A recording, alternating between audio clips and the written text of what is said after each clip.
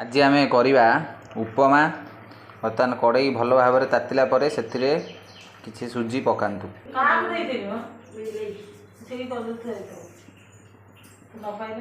बर्तमान कपे सुजी आपन जदि पकेबे ताले गोटे लोक पई हो पारिबो से हिसाब से आपन जते जण पई करिवे आपन सेते सुजी पकेबे। बर्तमान सुजी हल्का ब्राउन कलर हो गले सुजी को आपन काढ़ी देबे। बर्तमान एथरे आम अल्प फुटण टे पकईदे।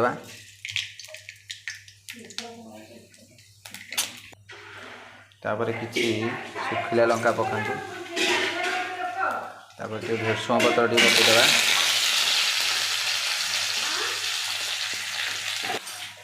तापर आम पियाज से पकईदे। सरू सरू कर काटी पकईबा। तापर ताकू रांपी गार गार करदे।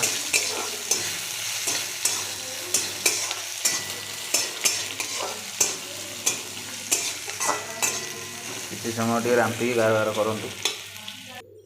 बर्तमान पियाज टे हल्का जारी हो गला। बर्तमान आम टे टमाटर पकईदे।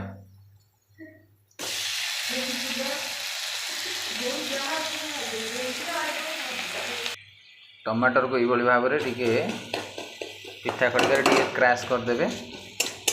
तापर टे रांपिक टे गार गार करदेला परे आमर विभिन्न प्रकार मसला आम पकेबा। हलदी टे पकेबा। जो मैंने चाहते हलदी उपमा धला उपमा से हलदी टाक स्किप करें। हलदी टे पकईदे आउ टे जीरा गुंड टे धनिया गुंड पकईदे। से पकई रांपिक पुणी गार गार करदे। देख पारे केते सुंदर मसलाटा आमर रेडी हो गला।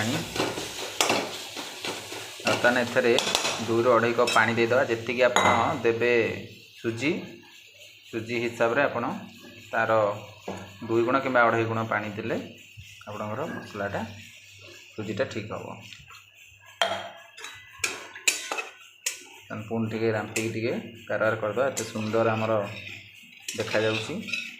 आपड़ चाहिए मसला पकेला बेले लुण दे पारे किंबा आपड़ ये पानी रे लुणटा को देकी टेस्ट करें। मु पानी रे लुणटा देकी टेस्ट करें परफेक्ट हुए। टिके हल्का लुणिया पानीटा रखिए कारण सुजी पड़ला पर सी भी लुण को टिके टाणीदेव। टिके हल्का लुणिया रखिले भल। पानी ये भाव में भल भाव में फुटीगला राबू गाबू हो फुटिले आपण ताधे सुजी धीरे धीरे पकईकी धीरे धीरे आम गोलेगा। सुजी पड़ी जाइए। आप चाहिए टी बादाम भी ताधे बर्तमान पकई पारे। सुजी आ बादाम पकईकी बर्तमान धीरे धीरे आम गोलेबा ना लम्स रही बिंडा बिंडा हो। धीरे धीरे गोलेबे। उपमाटा ये भाव में जो कड़ई रू छाड़ी जो फ्लेम बंद करी आम उपमाटा को घोड़ेकी किसी समय रखीदे।